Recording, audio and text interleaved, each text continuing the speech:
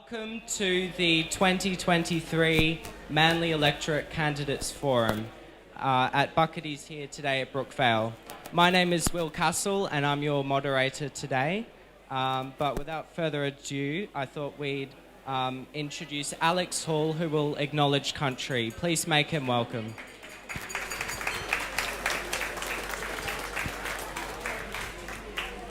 Thank you to Nigel from Northern Beaches Climate Action Network.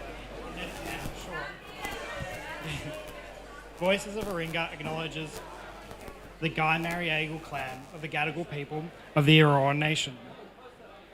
We thank them for their wise stewardship of the lands and waters which were never ceded.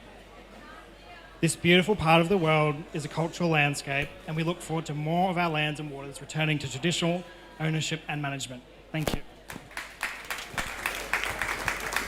Thank you very much, Alex. I'd now like to invite Catherine, who is the founder of Voices of Warringah, to address us. Please make her welcome. Hi everybody, thank you for coming out tonight and thank you for your interest in democracy in the wonderful seat of Manly. So big woohoo for Manly.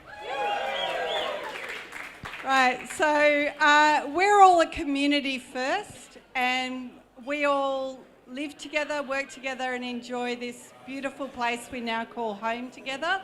And tonight is about how we get the best outcome for Manly and all the things that you care about here locally.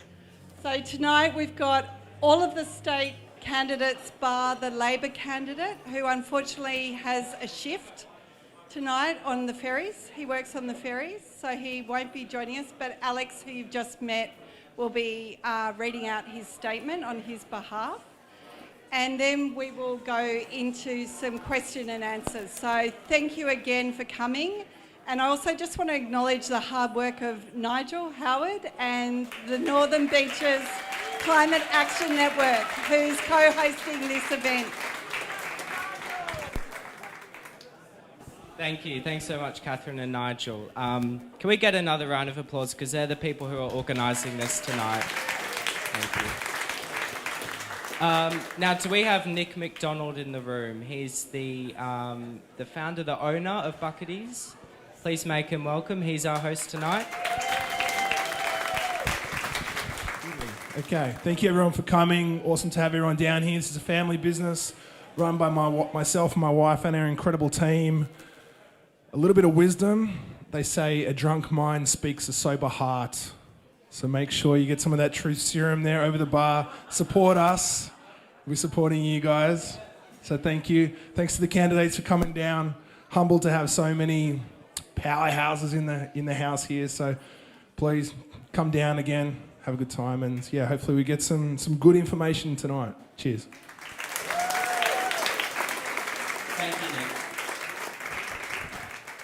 Now is the exciting part. We're meeting our candidates. So just before I introduce them, I'll outline how this will work for tonight. So we'll start off with some introductions, some 2-minute statements. We have a lovely bell ringer at the front who will be... Yeah.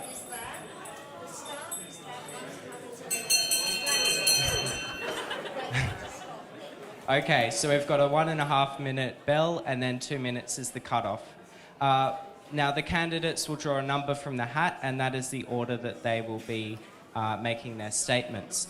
After that, we will then start the questions from all of you. So have them at the ready and we'll make sure, my job tonight is to make sure that the candidates get to the questions as efficiently as possible and that we do cover a wide range of questions and topics. So we have tonight, and as the candidates step forward, please take a number out of the bucket. James Griffin from the Liberal Party.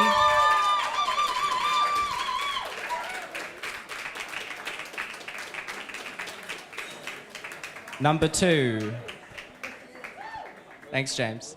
Next is Bailey Mason from the Animal Justice Party.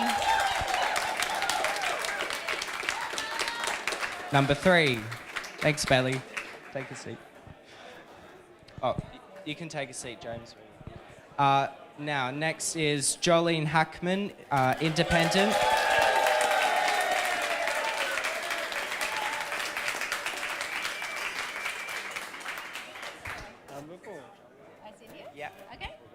Thank you. And Terry LaRue from the Greens.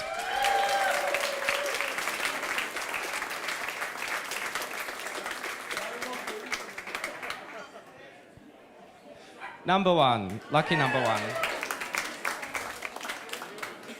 All right, well, let's get started. Nigel, do you have the microphone for the candidates?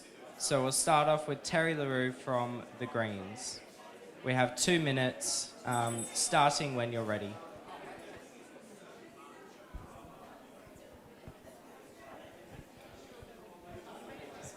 When you're ready, Terry.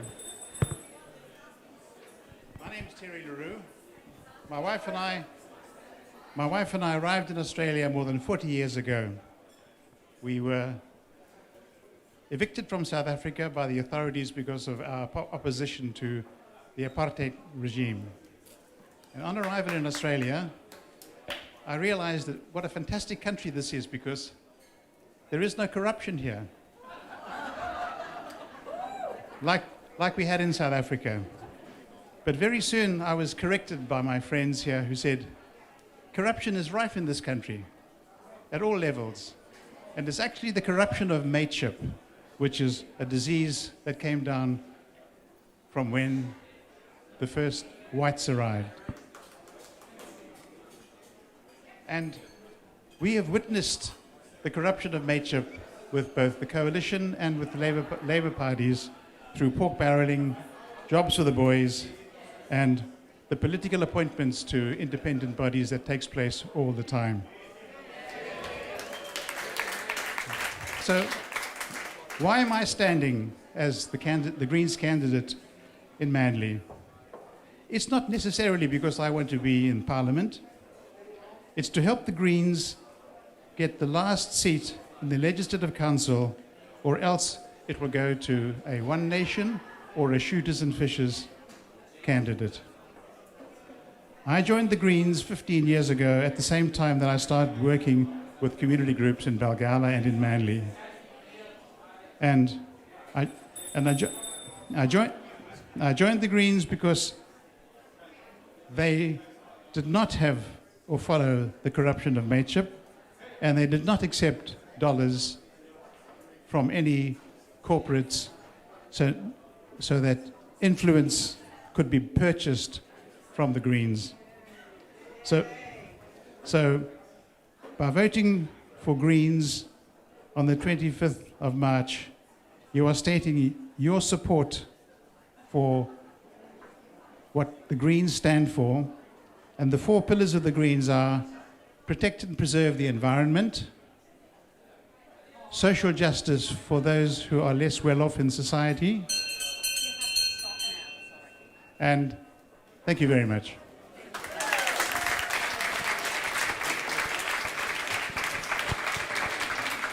Thank you very much, Terry. We'll just park the we'll pass the microphone down to James Griffin, who's the second speaker. Thank you. Good to go. Thank you. Well, thank you so much, Will, for being the MC tonight and putting your hand up to do it, and to Catherine and to Nigel for your efforts in putting on this evening, and to each and every one of you for being here tonight to do a bit of politics in the pub and have a good time. So thank you all for coming out and engaging in our democracy. The last couple of years have been pretty challenging for people right across New South Wales, and that includes us here in Manly.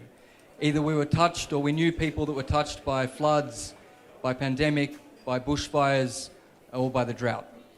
But all through that time, in this community, there was a common thread, and that common thread was our love and our commitment and our support to one another. It was community. It was caring for our neighbours. It was looking after one another. And I saw that, maybe it was my role as patron of Community Northern Beaches, where they worked hard day in, day out to make sure that they kept their doors open for the vulnerable and the voiceless in our community. Or my role as patron for Northern Beaches Women's Shelter, who last year we managed to get funding to expand their services on the Northern Beaches, as bad as it is that we need it. Or through the work that our local businesses did, our small business owners who worked together on the Economic Recovery Task Force that I put together to help rebuild and rebound our local economy. But we've got to keep going. because there's no point in stalling and going backwards. And what I'm committed to doing is ensuring that we continue to build on the work of the past 6 years, which has been upgrading our local schools, investing in our local infrastructure, supporting our public transport, and supporting the young people in our community. So what I'm committed to doing is bringing the same energy and enthusiasm of our wonderful community to the next 4 years. And that includes a modern, thriving local economy, supporting our local schools, improving our local public transport, and equally supporting our beautiful, thriving local environment. It's been a privilege to be the member for Manly for the last 6 years and bring Manly to the heart of government. Thank you.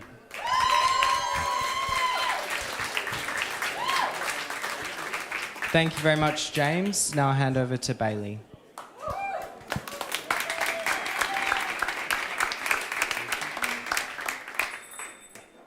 I'm running for Manly because there's actually a lot of animal cruelty happening here. So I'm talking about dolphins, whales and turtles are dying slow, painful deaths in these killer shark nets. There are alternatives and we do not need these killer shark nets. In fact, at Manly Beach between 2001 and 2022, the bycatch was 98%. 98% bycatch. So that's only 2% target sharks. This is wrong. This is killing dolphins, whales, turtles, and marine life. And I just want to remind everyone here as well, every single candidate here has voiced out against these killer shark nets, except for the Environment Minister, has not called for these dolphin-killing shark nets to be removed. That's a shame. So that's why I'm running, because we need to have a voice for these animals. We cannot allow dolphins and whales to die on the northern beaches.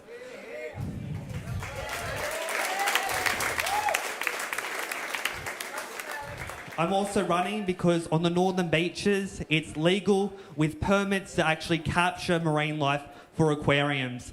In fact, the Northern Beaches Council is capturing our marine life and putting them in tanks.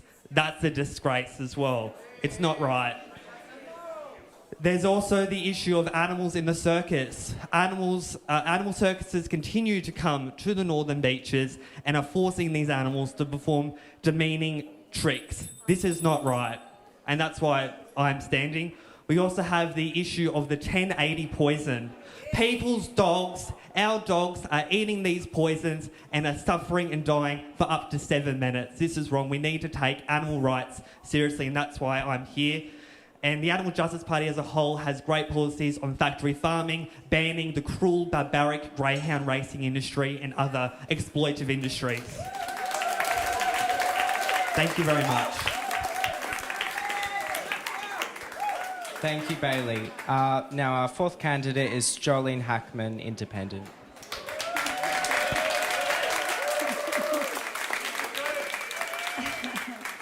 Hello, everyone, and thank you so much for coming tonight, because I am so inspired by all of you. You all care about democracy enough to be here. Thank you to Kathy and Nigel, and especially Will, for stepping up the last moment to making tonight happen. So, a little bit about me. I grew up in the Northern Beaches. I'm a local, and I am raising my family here. I have 2 young boys, and my husband is a doctor up at the Northern Beaches Hospital. I'm a local, successful businesswoman, and 5 years ago, I started the Northern Beaches War on Waste because I knew that we needed local solutions to global problems, and we needed to connect with the government to push them and hold them to account. I also started Feed Our Medics during the pandemic because I knew that nurses need much more support and businesses needed more income. We delivered to more than 3,000 deliveries across 9 hospitals across Sydney. Why I'm here today is because my community asked me to run. They are looking for a stronger voice in Parliament. Now, Manly has a history of independence. 4 out of the last 6 terms have been led by independent government. You'll see Dr. Peter McDonald there. We all know David Barr, and also Zali Steggall at a federal level. You'll note that Zali Steggall had a majority. She had an increase in her votes when she was returned to Parliament this last term. An independent voice to Parliament works because we put the community first.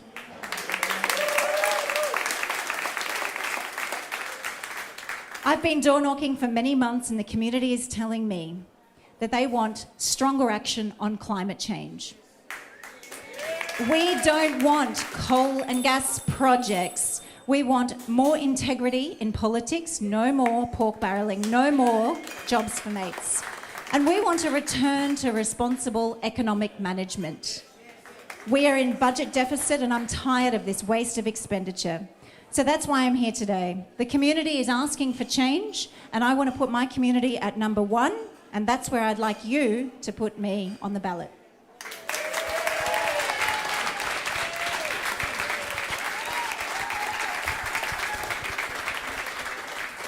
Thank you, Joeline.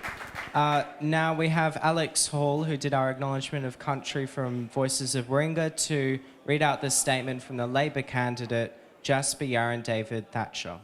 Thanks, Alex. Good evening, everyone. Sorry that I cannot attend tonight's event. I'm currently on a night shift at work. Nonetheless, I'd like to introduce myself. My name is Jasper Yaron David Thatcher.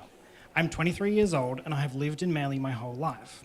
I'm currently work full-time on the Manly to Circular Quay run for one of the Manly ferry operators, and I've done so for the past 5 years across multiple companies and classes of vessels. I'm also studying law part-time. I have a proud Indigenous history. My mob's name is the Kamilaroi tribe from northwestern New South Wales. I've been heavily involved with multiple committees dealing with Indigenous affairs, and I was responsible for the Aboriginal flag being flown permanently on all vessels at Sydney ferries, with plenty more ideas currently being worked on.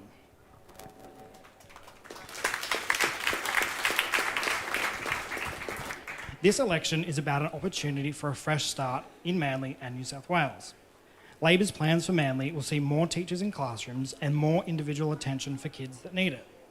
It will mean investing in health workers and returning the hospital beds that this government has cut.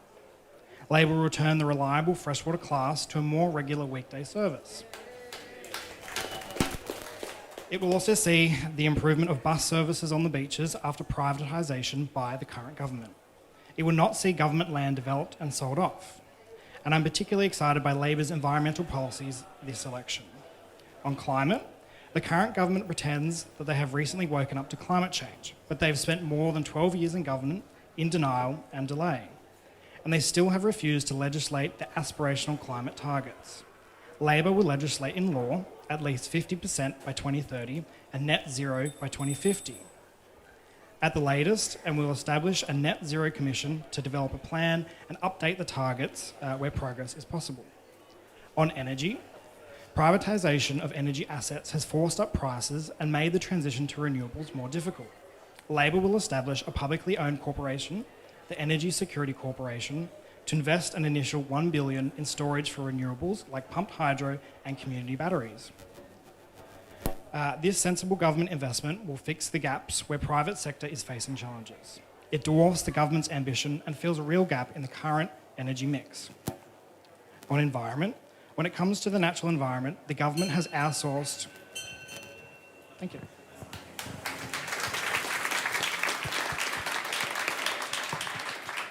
Thanks, Alex, and also thank you to Jasper for putting in that statement. So now I'll just move to some rules before we start the Q&A section. The first is that I'm the moderator and my job is to make sure that our discussions run smoothly, that the questions cover all or as many topics as we can, and that our candidates answer the questions. Rule 2 is that we want to cover as many great questions as possible. So when you get the microphone, please keep your question brief and to the point. Please say your name and who the question is directed to, and that can be more than one candidate. I ask that the candidates answer the questions directly so we can get the best understanding of everyone's positions on a wide range of topics. There shall be no interrupting of anyone, and that shouldn't be a problem since we only have one microphone for all the candidates. So please, if you wish to speak, just signal to me.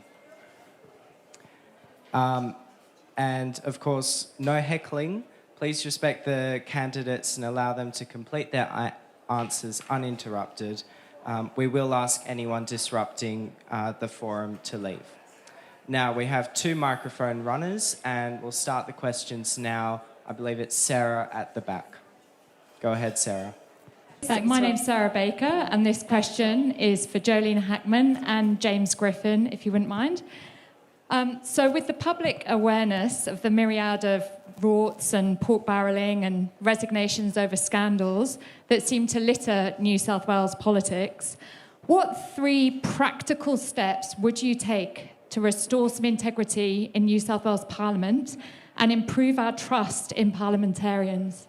Who would like to start? Joeline or... Yeah. Thank you, Sarah. It's a wonderful question.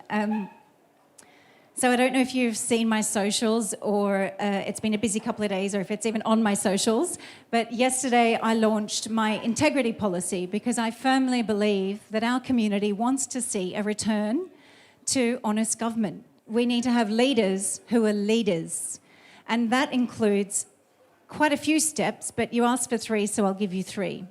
Number 1, close the loopholes about jobs for mates. We need a transparent,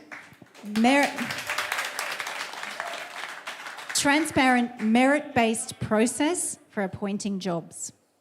Number 2, we need to stop political donations from coal and gas and gambling companies.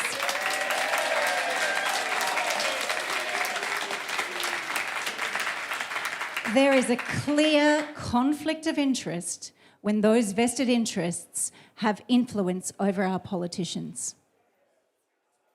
Number 3, I would make sure that we have an independently funded ICAC. Because we need to know the people who are investigating our elected officials are held to account by a transparent, well-funded process that they cannot get out of. I will let you know, sorry Will, that in this current 3-term of governments, 2 premiers, that's not 2 premiers and 12 ministers have resigned under the cloud of ICAC investigations. I say enough.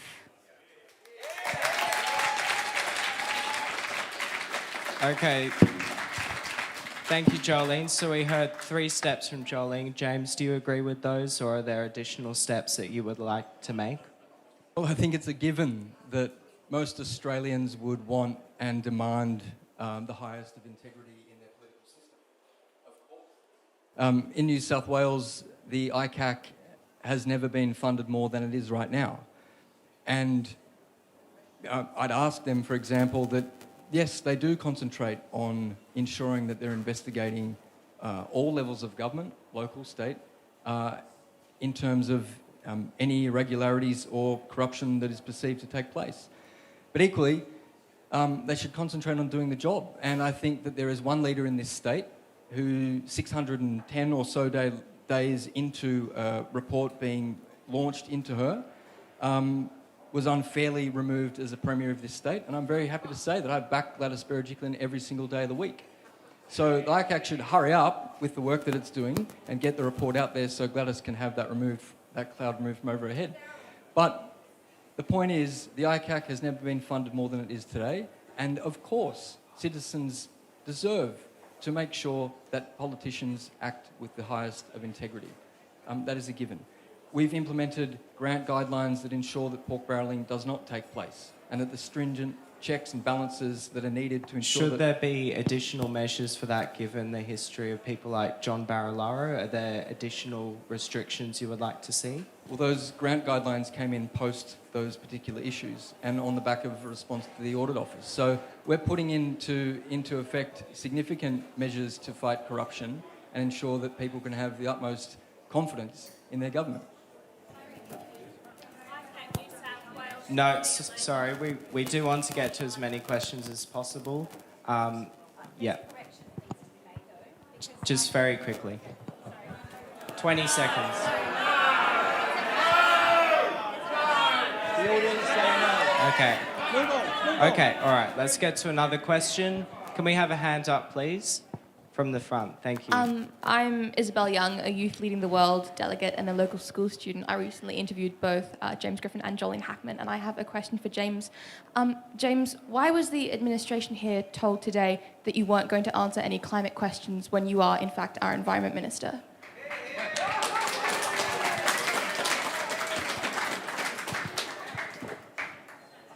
Happy to answer any and all questions. Go for it. And in fact, it's probably worthwhile. You know, if you want to have a talk about climate, which I'm sure that many people in this audience do, let's talk about the record, which is a good one of this government. And don't take my word for it, right? Let's take the World Wildlife Fund, a revered independent organisation who, again, put New South Wales as the leading state in the country when it comes to our renewable energies plan. And that's backed by 4 years' worth of work that this government has done to implement its net zero strategy, underpinned by the electricity infrastructure roadmap and boosted by our renewable energy zones. So if you want to have a talk about climate, I'm more than happy to do that, and it's something that I'd welcome. Okay. Thank you, James. Can I just add, when I said no heckling, I mean no heckling, so please keep the comments to a minimum. Now we'll go to... Do you want to ask another question? If that's all right. Okay, just very quickly. In that case, last time we met, you rated your party's past environmental policies a 9.5 out of 10. And recently you stood with the New South Wales Treasurer Matt Keane to announce a new emissions reduction target of 70% by 2035. That sounds amazing.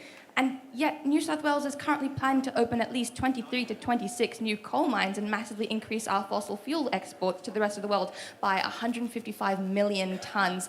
Isn't it disingenuous to claim the environmental high ground whilst at the same time actually increasing our state's carbon footprint by selling dirty coal to other countries?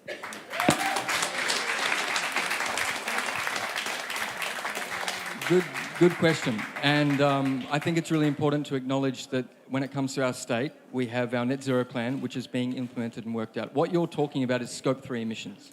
Now, Scope 3 emissions are not measured by any state in the country or Australia when it comes to the exports of coal. We have a plan in New South Wales to reach net zero. We've updated that target. We have our electricity infrastructure roadmap backed by billions to undertake a transition. Now, to go out there and say that the coal-fired power stations have to shut immediately would be reckless in terms of making sure that we do develop and work through a sensible, rational transition that has been worked through by the Chief Scientist and the New South Wales Office for Climate Change. So we have a plan. It's there. It's world-leading. The World Wildlife Fund, climate change activists and parents have backed it in every single day of the week. Okay, thank you, James. Just so we can finish up on that particular issue of coal mines, can we get Terry, would you like to say something? The position of the Greens on climate change has been well known, and the Greens were at the forefront of bringing to the country's attention that it was the emissions of CO2 that were leading to the warming of the climate. And the Greens have always led the way in this area. And because the Greens don't have either a position in the government or even the balance of power in it, its ability to influence it is going to be restricted by the number of legislative council members that it has. So if you vote for the Greens in the Legislative Council, there's a better chance that the honest position that they take will have a better chance of influencing whatever decisions the government of the day has. So can I just ask Terry, is it the position of the Greens that you want to essentially end all future proposals for coal mines? You want them all rejected? Just a yes or no? Yes. That's yes. Most okay. certainly. Can we get that from every candidate? Joeline, is that a yes or a no? The community tells me they want no new coal or gas projects. So I 100% support no new coal or gas projects for New South Wales. All right. And yes or no, Bailey? I stand... Am I on here? Yeah. I stand for that as well.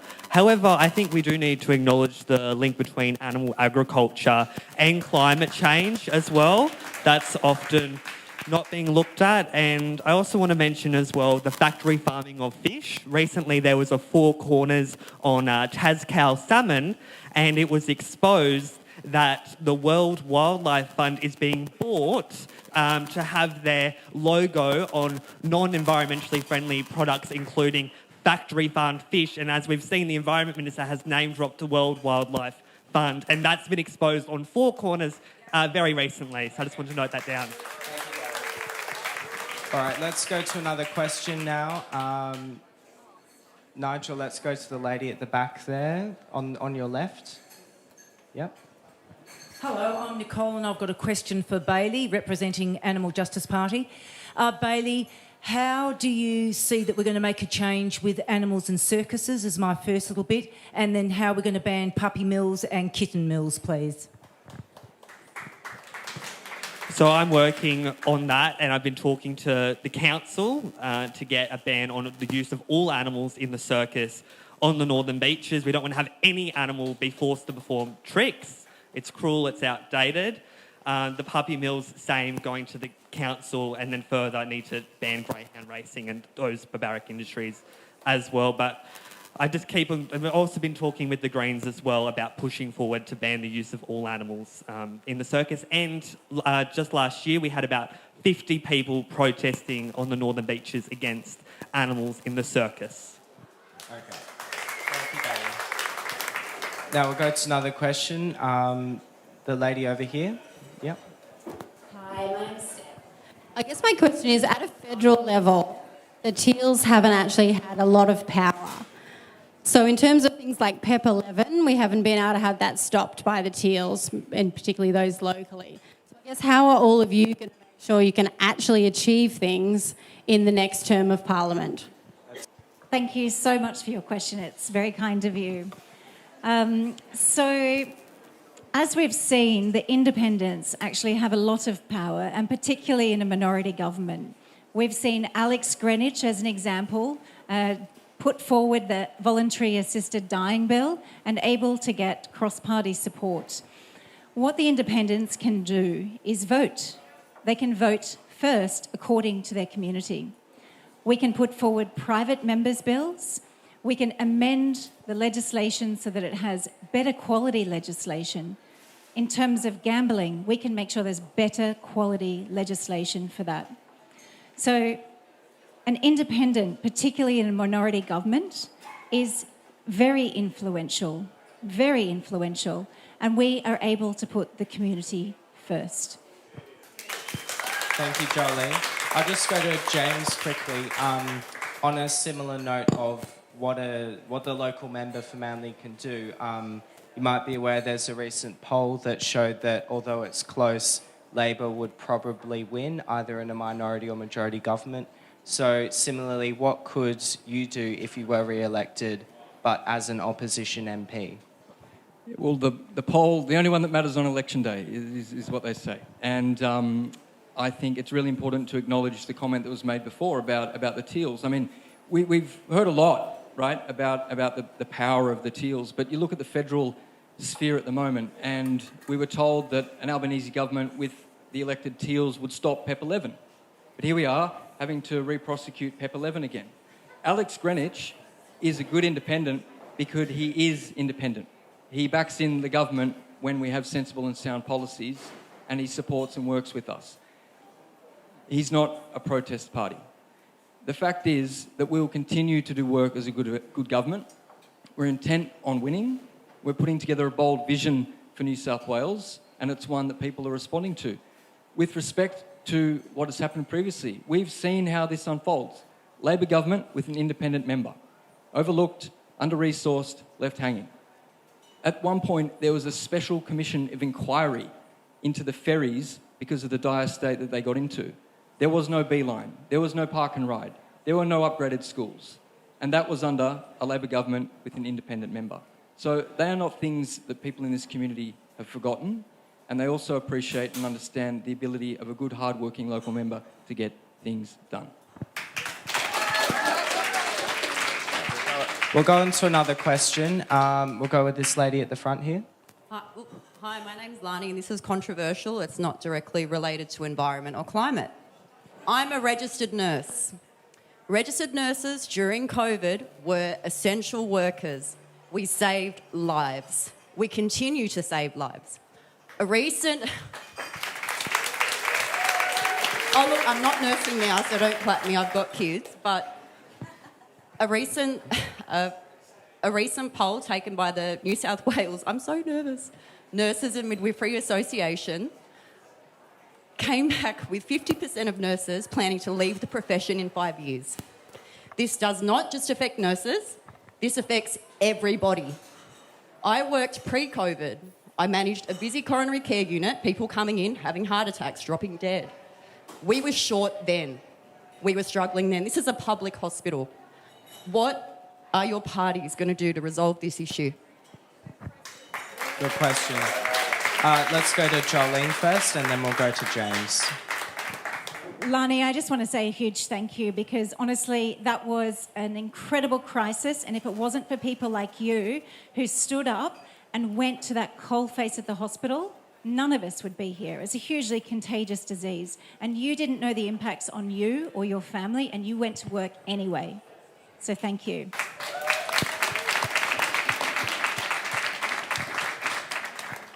Before the pandemic, there was a shortage of 110,000 workers, and the Liberal National Government knew about this, and they didn't do enough. They know that there's a shortage of workers that are helping at the front line, and they've done nothing about it. We have amazing people, paramedics, emergency services crew, key workers, and nurses. And those nurses are paid a terrible wage, and they are filled with red tape in order to get any overtime. It's despicable what they go through. Now, nurses are incredible human beings, and they need to be supported. The thing is, they only need a little bit of care, and they'll keep caring. They have never gone on strike, except for as much as they did in the last 2 years, because the Liberal National Government do not care about nurses. Now, one of the first things that I would do if I'm elected is put forward a private member's bill that would increase the wages, the state award for nurses and paramedics. It's essential. Do you have a measure by how much that would be, or is it independently set? I would go to the Fair Work Commission and get recommendations about that, but I do know that their salary has been docked over the pandemic. They've had a real wages decrease, and that is something I'm terribly embarrassed about, because this government in 12 years has not seen the value of nurses and has not implemented policy to take care of them. I would also be implementing nurse-to-patient ratios for several reasons. Just quickly before we go to James. Every hospital, $69 million they could save at every single hospital if we implemented nurse-to-patient ratios. As well, 145 lives could be saved by implementing nurse-to-patient ratios. It shortens hospital stays, and more importantly, it delivers care for nurses who tell me that they can't fall asleep because they hear patients crying that they couldn't get to on their shift because they are so short-staffed. Now, this Liberal National Government is fine to take care of forestry corporations and coal companies. I say we take care of nurses and key workers first. Okay. We'll go to James now. Lani, we've met before, and I want to thank you for what you've done through what was a really difficult time, not only for New South Wales, but the whole country. And you were the backbone of making sure that people in this room and this community were kept safe. And thank you. I think if you want to run for Parliament, you have to be very careful and considered with your words and honest about what has taken place. To suggest that a government does not care or did not care about its workforce, in particular its nurses, is insulting to the good staff that work in New South Wales Health and also to the bureaucrats that have worked around the clock to support the staff, the nurses, the paramedics and the hospitals. Sorry, James, just I'll- quickly. Given that, and I think we could all recognise that in the last year particularly there have been a lot of strike action from unions, given that you would say that it is an insult to say the government doesn't care, is that a minority of people, do you think, or...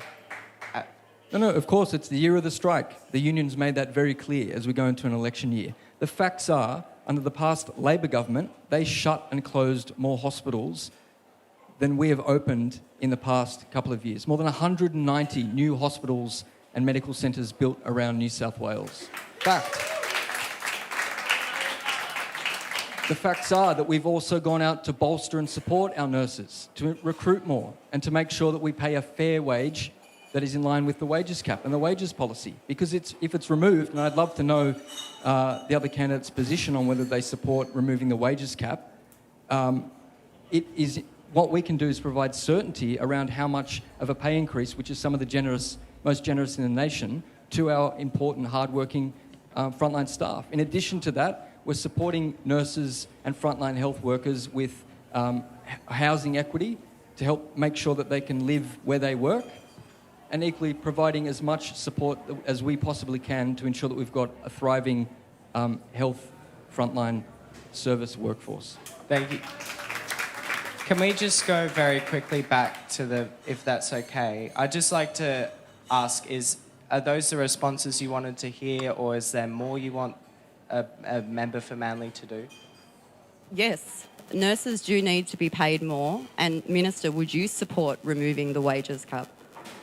What I support is giving certainty to not only nurses, but all frontline workers that we've got around New South Wales. How do we do that? By providing certainty in the wages cap. If you remove the wages cap, which is the Labor Party's policy, and I don't know the opinion and view on the other candidates on this, but I'm sure most people would like to hear it, is that it blows a massive dent in the budget, which removes our ability to invest and provide other services, not only in health, but right across.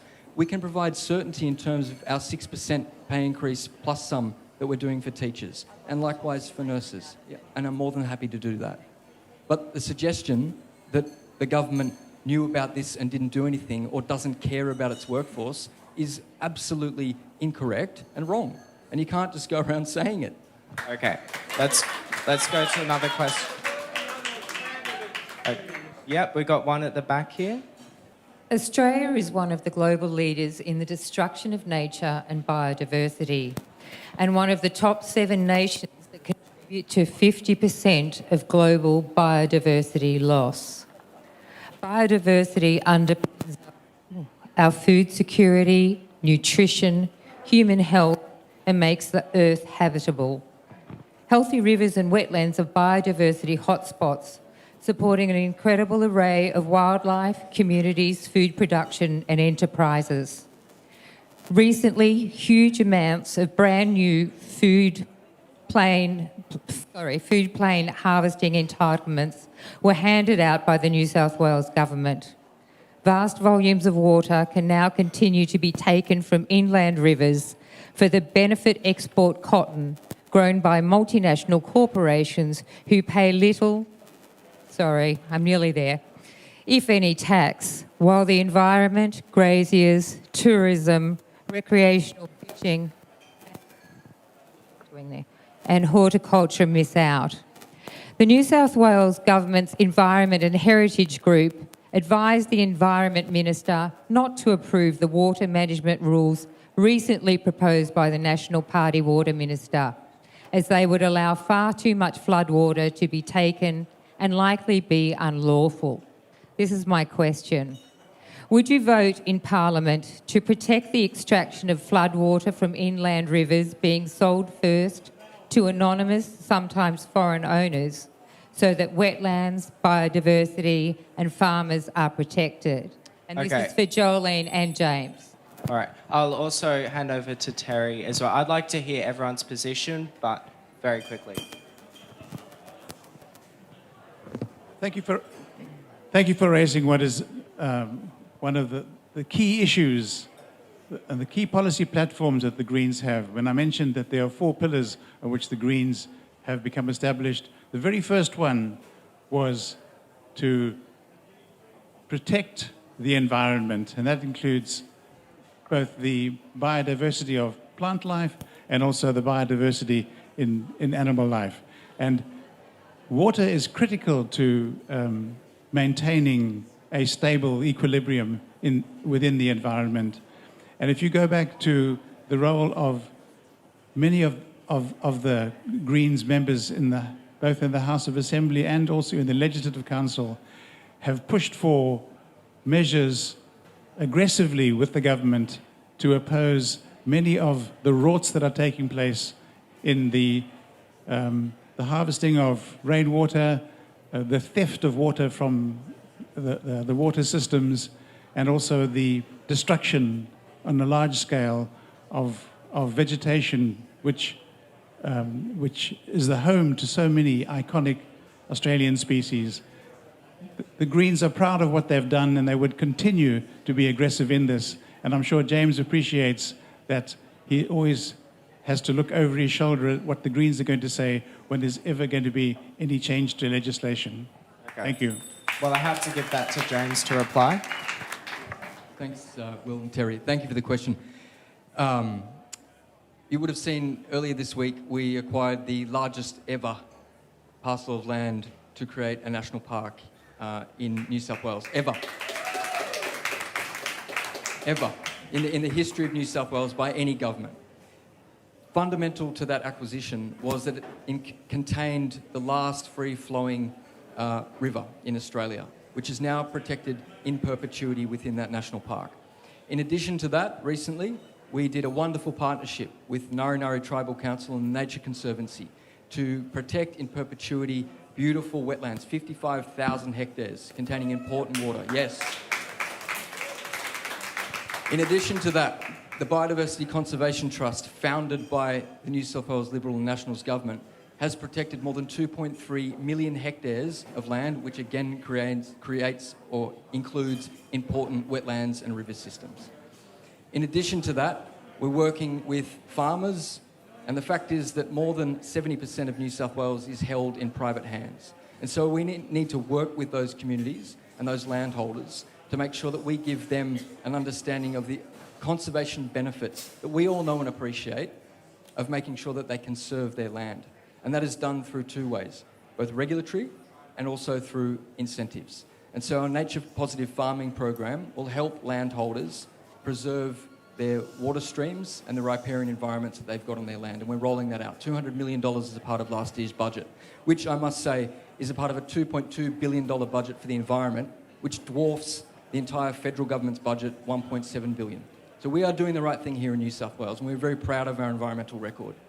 In addition to that, we've made sure that all the 20 of the 33 water resource plans that are a part of the Murray-Darling Basin Plan have been submitted to the federal government for accreditation. In addition to that, I've commenced a review of the Biodiversity Conservation Act, which ensures that the regulatory settings for water and land management are appropriate into the future. And that is being led by Ken Henry, former Commonwealth Treasury Secretary, an eminent Australian. Last point I'll make is that this year, the Commonwealth Government signed up to 30 by 30, a great concept. At the National Environment Ministers meeting, I put our hand up as a state, New South Wales, to lead the discussion to make sure that we identified appropriate land to put into that 30 by 30 commitment to make sure that our waterways, riparian areas and beautiful ecosystems across this state are protected in perpetuity. And we're doing that work as we speak. Okay, thank you, James. In the interest of getting to more questions, we will move on. I thought I got a chance to respond to that one. Yeah, just very quickly. Yep, sure. So I have had people come to my office to brief me about the Murray-Darling Basin and the wetlands there. And what they tell me is a completely different story. What I hear from them and from many farmers around New South Wales is that the Liberal National Party are selling off so much of our water to anonymous entities who do not pay tax. And they are getting that water out of the rivers ahead of our farmers who supply our food, as well as First Nations communities. So it's a disingenuous answer to say that he's taking care of that. The water is critical to biodiversity. And New South Wales has a terrible track record on biodiversity. We have a sham offset scheme. And Australia is one of the worst countries for biodiversity. In fact, we are in a group, a terrible group, of 7 countries in the world who are responsible for 50% of global biodiversity loss. We may talk about numbers, we may talk about investment, but I can tell you here and now, we are not going fast enough and we are not going far enough. 30% of our country needs to be protected by 2030, was a federal obligation, as James mentioned. However, in New South Wales, we only have about 11% of our of our trees protected. So if we ended native forest logging this year, as I would like to do, to protect our koalas, we would only be at about 12 or 13%. So it's 2023, and to get to 30% protection in the next 7 years is impossible at the pace of change the Liberal National Government is leading us. Okay. So they can spend our money, but they are funding fossil fuel projects and cutting down of trees, and it's not going to help us meet our targets. Okay.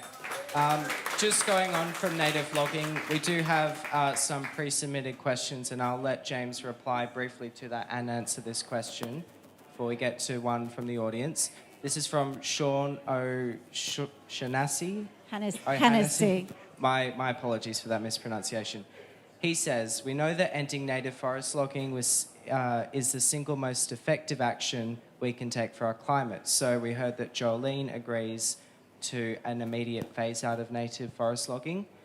James, is that something you support, and why or why not? Well, what we need to keep doing is implementing the strategies and the plans that have been put together by independent scientists and experts providing their view to government on how we can go to meet our target, our aim of doubling the koala population by 2050. So is that a flat no and just... No, not at all, if I can answer. And I think it's important also, just want to clarify the comment that was made before that the New South Wales Liberal Government is selling water to anonymous entities. That is factually incorrect. Sorry, what is... Let's just let James finish, and then very briefly, and then we're going to a question. Well, it's quite important to deal in the facts, and the New South Wales Liberal Government, national government, does not sell water to unknown anonymous entities. What we need to do is continue to work with private landholders who own more than 70% of the state. That's a fact, and these are farming communities and people that work the land. But there is change happening. They're enthusiastic about ensuring that they can deliver great conservation benefits and outcomes whilst we still have an agribusiness. And so we're working with them to ensure that they get the support that they need whilst we have a strong regulatory environment to make sure that we support our native vegetation, grow our national parks estate, invest in biodiversity conservation, which we'll continue to do, and deliver on our nation-leading koala strategy, the biggest in the country, $190 million rolling out as we speak, on projects that are making a difference right now. Okay, Bailey, I'd like to hear from you on this. Do you support an end to, or an immediate phase out of native forest logging? You can reply to James as well. Yes, absolutely. Need to protect the environment completely. I just wanted to add as well, Liberals basically, we'll bulldoze a few less koalas. No, the Animal Justice Party, we want no koalas being bulldozed.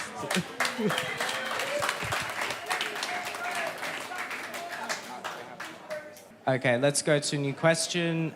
Yep, we've got one over here in the corner. Hi there, my name's Lee. Nice, easy question for each of you. You don't need to turn on the political side of things. Hung Parliament, who are you currently leaning towards supporting? It's two-word answer, Minns or Perrottet. All right, let's go from right to left. Terry. Minns. Sorry, I didn't hear that, Terry. Could you say that again? The Labor government, Minns. Okay, thank you. I'll grant confidence and supply to whichever government is going to stop new coal and gas and native forest logging. Okay. So just to clarify, you won't specify until after negotiations. Is that correct? Yeah. Okay. Let's go to Bailey. Whichever has the best animal welfare policy, that is where the Animal Justice Party stands, and environmental policies, obviously, because it's all connected. Is there any side in particular you see that has that better policy? I think just Liberal and Labor are a real shame to animals, and it would be more so leaning towards Greens and Joeline Hackman, to be honest. That's where it would be leaning to. All right. James, you're a Liberal Party anyway. You're in government or opposition. So let's go to another question. One over here down the front, Nigel. We will come to the back. We've already heard a lot on climate change and environment. It's very important, but I want to understand either the track record or policy on domestic violence or what you propose in relation to domestic violence. Let's go to James first. Thank you. And thanks for the question. It's unfortunate that this is something that we have to address, and I think it's also unfortunate in that it doesn't matter your postcode or where you live in New South Wales or what you've got in your bank account. This is an unfortunate, insidious issue that affects far too many women and men. We have legislated this year against coercive control, which was an important moment, and we've led the country in that. More locally, I've been proud to do work as patron of the Northern Beaches Women's Shelter, and despite it being a shame that it's needed, we have had to increase and expand the services. And so we've secured funding to do just that. The work that those people do is amazing, and as a government we are completely committed by not only from a legislative perspective, and we've done and proven that we have a record to be able to deliver on that, but equally the funding that goes into providing more women's shelters and more support for domestic violence victims and their families. Thank you. I'll go to Joeline quickly before another question. I think it's common knowledge that one woman dies every week in Australia at the hands of her partner. And in fact, the biggest health risk for women between the ages of 18 and 44 is the partner that she chooses. Domestic violence is a serious issue that needs multifactorial focus and support. I've met with many women's shelters, and I am going to be coming out with a policy next week before International Women's Day around exactly that. What we need to do is change the culture. And when we have only one woman pre-selected in the government out of 17 as a woman, I think that really says what the current leadership of the government think about women. I would like to contribute to a balanced view in Parliament and make sure everyone's voice is heard and represented, and that we legislate and finance support services that are compassionate and caring to the inequities of society that have contributed to this situation. I'll just give the question to the gentleman in the front, in the back, sorry. Thank you. My name is Andrew Gill. My question relates to the Northern Beaches Hospital and the issue of integrity. Mr Moderator, Will, if you could allow me several minutes to set the scene to my question, that would be much appreciated. I'll give you 30 seconds and that's all we have time for. I'm sorry. This email in my hand I sent to the Honourable Member for Manly, Mr James Griffin, on 13 July 2021, 4 weeks before my 14-year-old son died in the back of a car in DY. He had been at the Northern Beaches Hospital 8 times that year. 4 days before he died, he went to the hospital under police guard, in handcuffs, blood all over him. I'm repeating from the hospital records, which I had to subpoena because they would not give them to me because it's governed by a private company and therefore not subject to freedom of information laws. I had to get that information. They did not give him a mental health care assessment. He'd been there 7 times and they never called us when my son went there. Admitted fact from the CEO of the Northern Beaches Hospital. I'm a solicitor. I used to work at the RBA as an economist. My job was to monitor government finances. And I tell you, the research that we've done on the hospital is atrocious. It is owned by a Cayman Island listed entity. Fact. ASIC Records. It pays NBH Operator Code 1 and 2 pay $1 a year in rent to rent the premises. To rent the building for 20 years, $1 a year. To rent the car park, $1 a year. And you sit here and you talk about integrity. I have correspondence from the Northern Sydney Local Health District that says, and I paraphrase, that the private company is not penalised when there is any substandard care. Is not penalised. It's a private company. My research indicates that we pay $500 million a year to the private company to run a public hospital in our backyard. There is nothing there for kids. One more fact. It costs $90 million to run Manly Hospital. It costs $90 million to run Monavale. Source, Northern Sydney Local Health District financial statements. They're on the website. Yet we pay $500 million a year to a private company based in the Cayman Islands, and there's 30% less public care beds. It does not make sense. My question is, integrity for me is getting up here and talking about this in the context of the death of my son. What does integrity mean to you?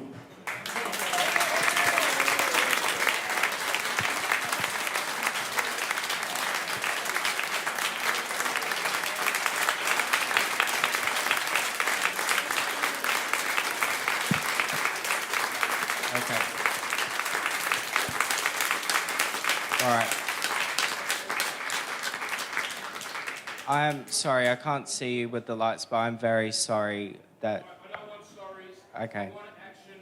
We've been approached by so many other families. All we want to do is to make sure that youth and adolescent mental health care beds at the hospital so no other kids dies. Very simple.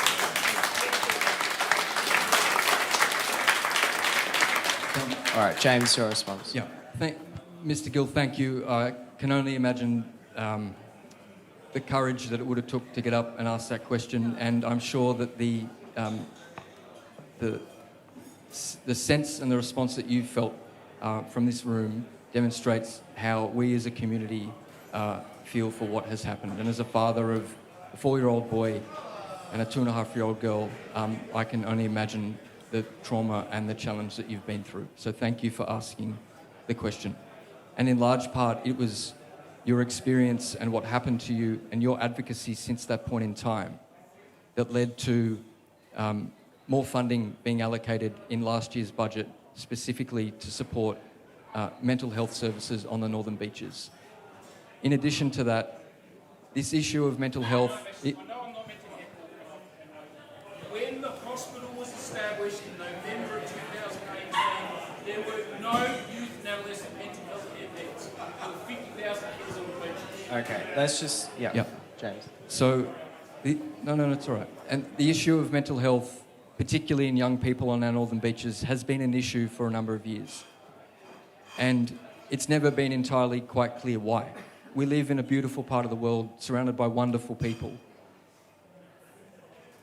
What I did 2 years ago was bring together a number of Northern Beaches mental health providers that focus on youth mental health. Lifeline, 180, Burdekin Association, and a host of others, to get together at Parliament to have a discussion with all the stakeholders together and the government to determine what we could do to fix it, short, medium and long term. That was my commitment to try and bring about a resolution to the issue. What came out of that was additional funding to repair and remedy the issue that you've raised. And we're committed to ensuring that the service that young people on Northern Beaches get when it comes to mental health services is second to none and better than anywhere else that you can find in New South Wales. That is a personal commitment that I give to you, and I'll keep working to try and deliver that day in and day out. Okay. Let's just hear from Joeline quickly. Is there more that you would like to see, and what would that look like? I think there are two aspects to this question. And number one, it's ownership. When our local hospital is owned by an entity in the Cayman Islands who doesn't pay tax, then actually who is responsible? Who is accountable for those health decisions? We need more transparency in the contracts so that we understand when things are not going well, who to hold accountable. The other aspect of this is, as Mr. Gill says, delivery. The community was promised those 4 mental health beds, and it has been more than 6 months, and families out there are suffering, and they are desperate because they've got nowhere to go. Those 4 mental health beds that were promised are yet another broken promise of this government.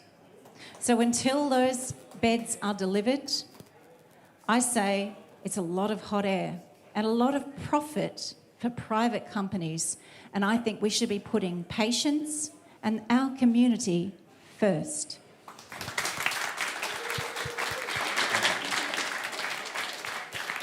Thank you, Joeline. I believe we have one question at the front. Yes, my name's Chris. I'm a 15-year-old school student who lives here on the Northern Beaches, and my question is for James Griffin.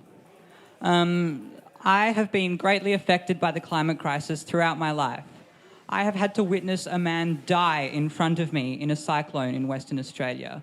My grandparents' house in the Blue Mountains has come within 100 metres of the Black Summer bushfires and was very close to burning down. Yet your government continues to do absolutely nothing to help the climate crisis. This is my question to you today, and I would like a simple yes or no answer without any political jargon. Will you commit to acting in line with the advice of the IPCC and the UN by blocking all new and expanding fossil fuel projects and supporting the thousands of school students that are striking tomorrow to demand this? Or are you going to continue to burn my future and enable climate chaos for generations to come?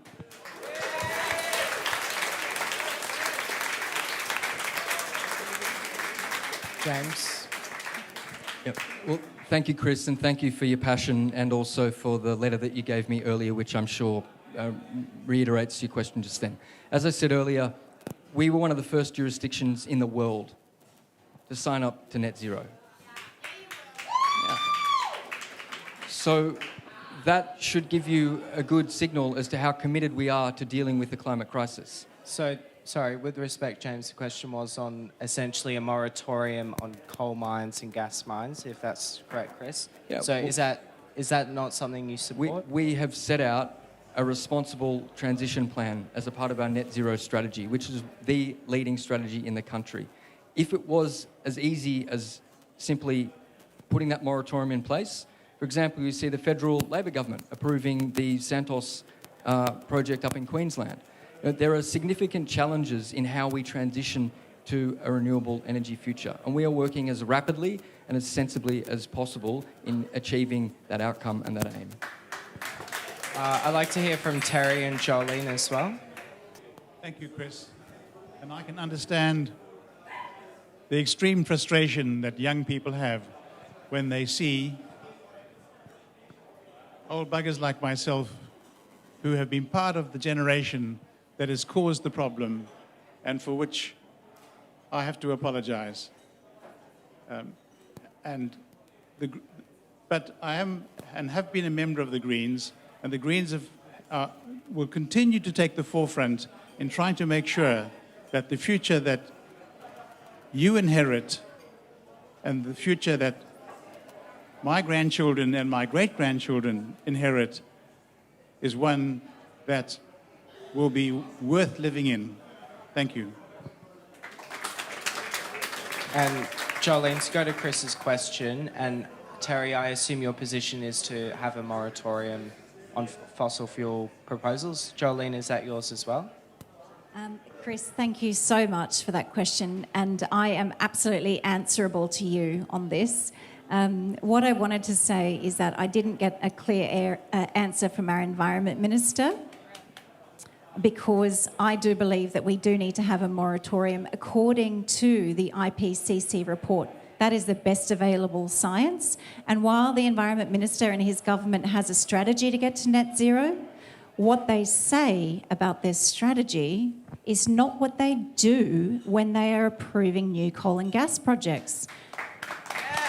Since they agreed to reduce our global emissions to 1.5 degrees or 2 degrees in the Paris Agreement 6 years ago, they have continued to approve new coal and gas projects, 19 of them, that actually make a 5-fold increase in our carbon emissions.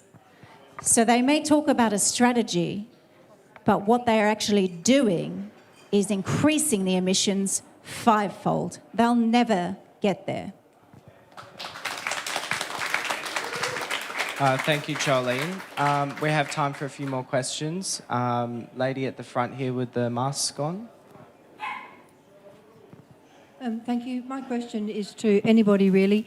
It's really in regards to economic management and to what the lady said. I was a nurse myself. The United Nations recommends that they actually say that not only should we do it, but it's amoral that we're not doing it, that we should put a super profits tax on oil and gas. However way you want to spin and gaslight the numbers, I've read it's approximately about $32 billion that we're losing in New South Wales. We have a notorious group of companies. There's about 12 of them that for 10 years, Chevron and Santos and probably, there's a lot of them that are paying no tax. They have all these tax minimisation schemes. 85% is going offshore. They're a small employer. About one job of resources is roughly about 11 tourism. We see $1.2 billion have gone into Brookfield, gone into the Northern Beaches Hospital to be gifted for $1 a year to Brookfield. Tax, once again, we've seen about $500 million with Gladys and recently John Ballaro, pork barrel, 97% has gone just to Liberals. On fires, which I find quite amoral. It really distresses me. It's more than politics. So why are we not using this $32 billion, which we should be getting from fossil fuels, and directing it to hospitals, women's shelters, and letting these companies basically steal our finite resources from these kids' futures? If at least we're going to have fossil fuels, at least get some money from it. And this goes to my concern about independence, in that when we've got these vested interests, these lobbyists, these powerful donors, and we see them being treated in this preferential way, I want to know, if you're going to say that you're going to be a good economic manager, why aren't you doing it? Because we've got $11.4 billion worth of debt in New South Wales. Thank you. Okay. So let me give that to James. The question essentially goes to, should we collect more money from fossil fuel companies? If not, why not? So, and just the other point in your question, ultimately the ownership of the Northern Beaches Hospital reverts back to the people of New South Wales at the conclusion of that. 20 years. Yeah, 20 years. Yeah. Yeah, no, I'm just making the point. Let's let James just answer wanted to the clarify. question, please. Yeah. So, COVID, flood, drought, pandemic, massive pressure on the New South Wales budget. Our state debt ratio at the moment is about 14%, compared to Victoria, which is at 26%. Today, S&P gave New South Wales another tick, AAA and 2 AA ratings, the only ones in the nation.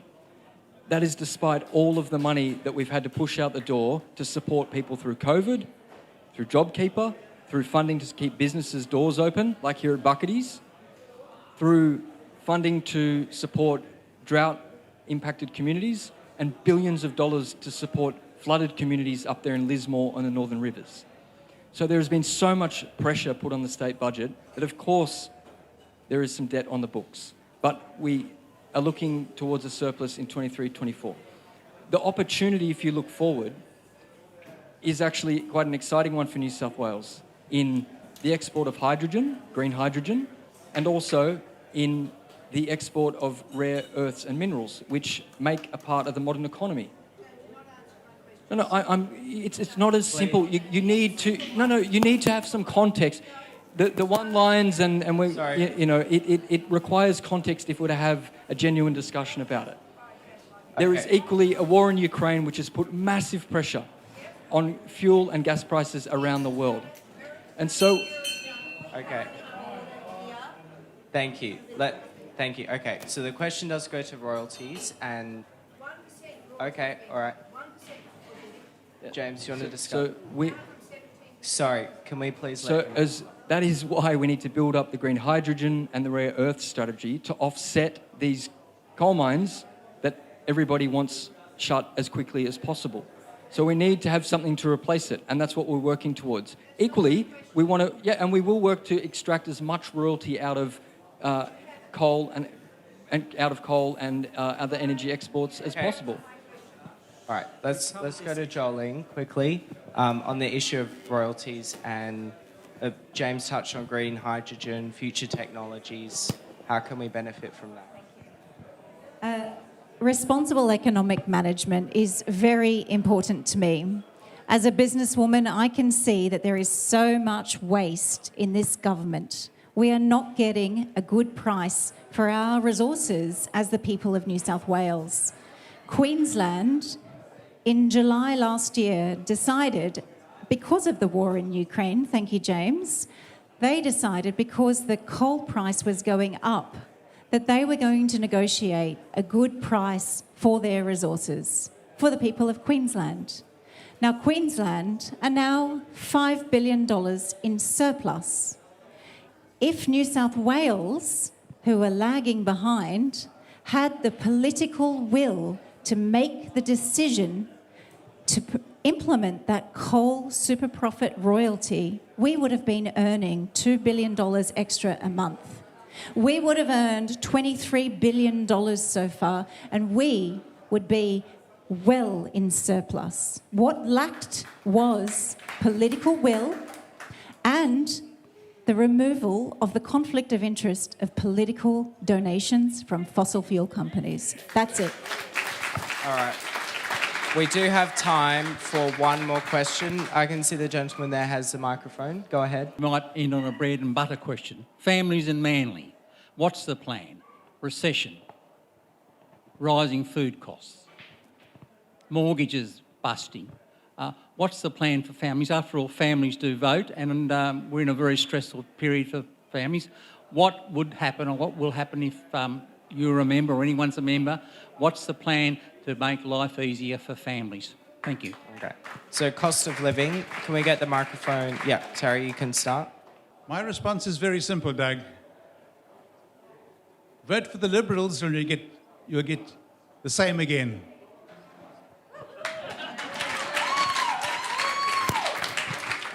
We've had 9 consecutive interest rate rises. Food prices are up, transport prices are up, energy bills are up. What we're realising is that we've had 12 years of a Liberal government where they have not transitioned to a clean energy economy. Implementing a clean energy economy is actually good for the earth and good for our bank balance. We would be able to implement cost savings to your energy bills by having a rapid uptake of solar panels. We could have incentives. This place, Nick wants to put solar panels on the roof of Bucketty's, but his landlord says no. What we would do is make sure that there is an incentive for landlords, an incentive for tenants, and an incentive for the banks to retrofit all of the existing residential and commercial stock to drive down energy prices for tenants, for landlords, for commercial businesses. When you drive down energy costs, it also impacts food bills because things are easier and cheaper to transport. And we would make sure that we are delivering those savings in a clean energy economy that not only is more profitable, but it also creates thousands more jobs. We heard from Perrottet, and he said he was going to continue putting public money into fossil fuels. Why would we use public money inefficiently when we are in this economic crisis and people are hurting, when that's a dead industry? All right, and we can move to a clean energy economy and make it cheaper for you, for your energy bills. We want to hear from everyone on this just as the last question. So, Bailey? Labor and Liberal, both of them are putting millions and millions and millions of dollars into cruel industries for animals, for the environment. Why don't, instead of, say, giving millions of dollars to greyhound racing where dogs suffer and die, do we actually put it to the people and actually sort these issues out? That's what makes sense to me. All right. James, cost of living, there's interest rises, it seems, interest rate rises, it seems, every week. Families are hurting. How would you like to help that? And, people talked about the track record. How would you defend that? Yeah, well, look, you have had 12 years of a Liberal government in New South Wales. And we started that with a $30 billion infrastructure backlog left by 16 years of a rotten Labor government. What we've committed to today is no new taxes on families and small businesses. We've committed to free universal kindergarten and preschool, making sure that every child around New South Wales gets the opportunity to be cared for. We've also committed to providing support for childcare for families that need it the most. And equally this week, when it comes to a place like Bucketty, I released the New South Wales Circular Economy Guidelines for building materials to incentivise and encourage organisations to retrofit and use materials to make sure that we do end up with a true green circular economy. We will continue to make sure that we lower the cost of living and remove the pressures that parents, families and people in this community face, not only here in Manly, but across the Northern Beaches, and we'll continue to do that because we've got a good record of doing it. The back-to-school rebates, the support that's been provided to communities that need it the most, we'll continue to do that, and we've got a proud, strong track record of delivering. All right. Thank you. We will go to the last question from Isabel at the front. Make just very brief.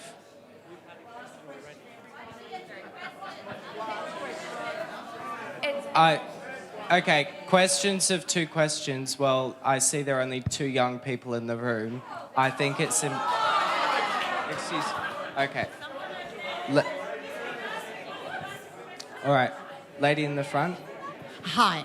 I'd like to know how you're going to... I'd like to know if you are going to privatise more services that the New South Wales government of either persuasion is responsible for, and if so, what? All right, let's get everyone's answer briefly, and then we'll finish up. Well, the value of New South Wales, the value that all of us as citizens have, has increased over the last 12 years because we have recycled assets. But the commitment from the Premier is no to no more privatisations. Yeah, Bailey? No, we don't want any more privatisations and corruption as well. Okay. We don't want to... Joeline? Sorry, was the question about will I privatise things? Should there be further privatisation of government services? Well, I tried to catch a bus today and I was there for 45 minutes. And so I would not recommend privatising services that are essential because they're not working under this government. We need transparency in contracts. We need no more secret deals. We need to put the public first. So on the issue of privatisation, So no. it's a no. Okay. Terry? No. The Greens have always been against the privatisation of public assets like power, and we will continue to oppose totally the privatisation. In fact, we would prefer to see future renewable energy capacity and storage be in public hands, not in private hands. All right, thank you. And with... Okay, last question. As a young person who hopes to own a house one day, hopefully on the Northern Beaches, because it's the most beautiful part of Sydney and Australia, I'm wondering what all of you will do to help me get into the housing market when I'm older. Thank you.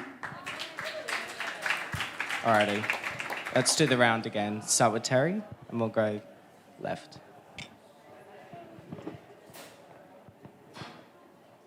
My comment is simple. Good luck, because the way the governments of both persuasions are managing the economy and have done so for many years, in which they have been very proud of the fact that there have been asset bubbles. And I can remember when John Howard said, when house prices were starting to get really hot, he said, you know, I've never had someone come and complain to me that that the price of their house has increased. And that really set the tone. And it's one of the reasons why the younger generation are leaving the major parties in terms of voting, particularly with the Liberal Party, because it's the Liberal Party that led to this big increase in house pricing. So how should we respond, just quickly? Don't vote Liberal. Okay. Joeline, in terms of actual response from the government, how should it work? Housing affordability is a huge issue because my community is telling me people can't afford to live near where their families are. So my heart goes out to you for this experience. It's a huge on-ramp to get to that first rung on the ladder. We need a mix of affordable housing, of social housing, and we need legislated targets to do that.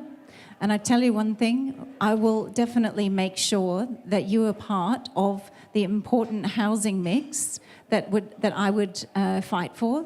And I will also make sure that you do not pay stamp duty for the rest of your life. Okay. No stamp duty and more integration in discussions on that. Bailey? Yeah, I, as a young person, that question is really something I relate to as well. And the Animal Justice Party does support affordable housing, but it's definitely a tricky one as a young person. Even that's something I'm struggling with as well, and I'd like the parties to all do something about it, because that's something I'm struggling with myself. All right. James? Yeah, well, thanks for the question. We've got a very clear policy, and that is to provide you with the opportunity to ditch stamp duty up to a property price of 1.5 million, and in turn pay a small annual property. That has also been expanded to make sure that you can purchase further properties and not pay stamp duty on that. But it's worth pointing out that a Minns government, a Labor government, does not support that policy at all. So there is a clear choice when it comes to wanting to support first homeowners and their opportunity to get into the market. All right. With that, I believe we have come to the end of the Q&A. Thank you very much for all your questions. It's been a thriving conversation. Let's thank our candidates, James Griffin, Bailey Mason, Joeline Hackman, and Terry LaRue. All right. Now, I'd like to hand over to Nigel Howard, who's the leader of the Northern Beaches Climate Action Network.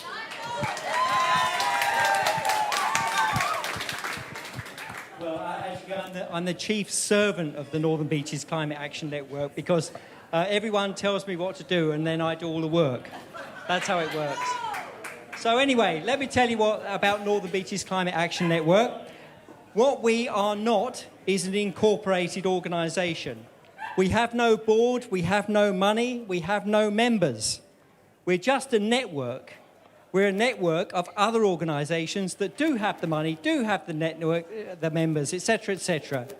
Everything we do is scratched together between the different groups. Now, how many groups do you think there are on the Northern Beaches that care about climate action? If you think it's more than 10, put your hands up. More than 20? More than 30? More than 40? More than 50? It's actually 50. as of yesterday, but it keeps changing. Anyway, so what do? We get together as a group, as a bunch of volunteers, and all our events are ad hoc. Now, most organisations describe themselves as non-partisan. We don't do that. We are partisan. But guess what? We are polypartisan. So we want every voice heard on climate, on all kinds of issues. We want every voice heard. Doesn't matter what your politics. Doesn't matter what your politics, your voice is welcome. And the only royalty that we have, the only VIPs that we have in Northern Beaches Climate Action Network are our youth. Because they can speak with a moral authority that we should listen to. Our events are ad hoc, and there's a huge pool of talent with a list of about 800 people who get involved in what we're doing. We organise events where an individual organisation doesn't have the resources or is conflicted in some way and not able to organise. Our soapboxes are particularly appreciated because the way they work is that anyone who turns up can speak, but nobody can speak for more than 3 minutes. All our events are free, and the only funding we get is from a begging jar that we pass around. And so that's how we run. Everything is organised through our Facebook page, and you just look up MBCAN on Facebook, and then you can find us. And you can see what all the different groups are trying to do. But the main reason I'm up here is to thank everybody. So firstly, I want to thank Catherine, my co-organiser, because I can tell you for sure this would not have happened without her. I want to thank Nick MacDonald. Where is he? There he is, by the bar. There's a surprise. He hasn't even noticed we're talking about him. We're talking about you, mate. So we just want to thank you, Nick, for being the real host of this event. And he told me that the beers are all free for the rest of the evening. No, I'm only joking. I'm only joking.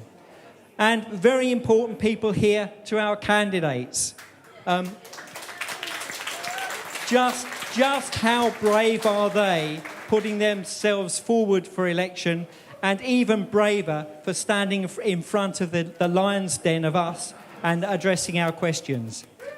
And that comes to the next people I want to thank, and that's all of you for engaging so well. Great questions, nice little bit of tension going on there, always love a little bit of that. And so thank you very much, all the audience, and thank you to everyone in an I Love Northern Beaches t-shirt.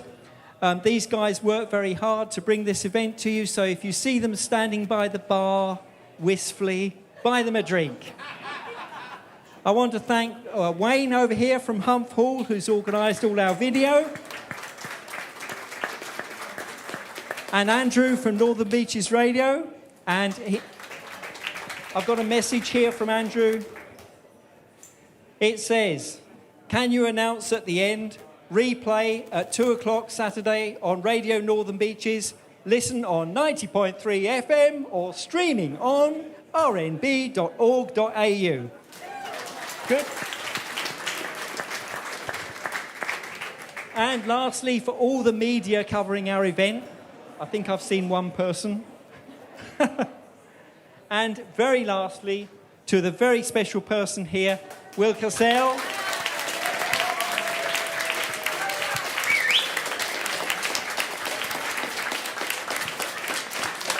This young man has come all the way back from Canberra, where he's studying law and what else? Law and art, just for this event. So Will is a young man that we are all going to see more of, I can guarantee it.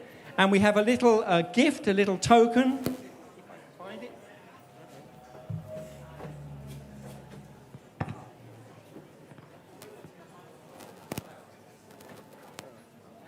Well, we got one, but I can't find it. I'll give it to you in a minute. We'll just pretend it's this.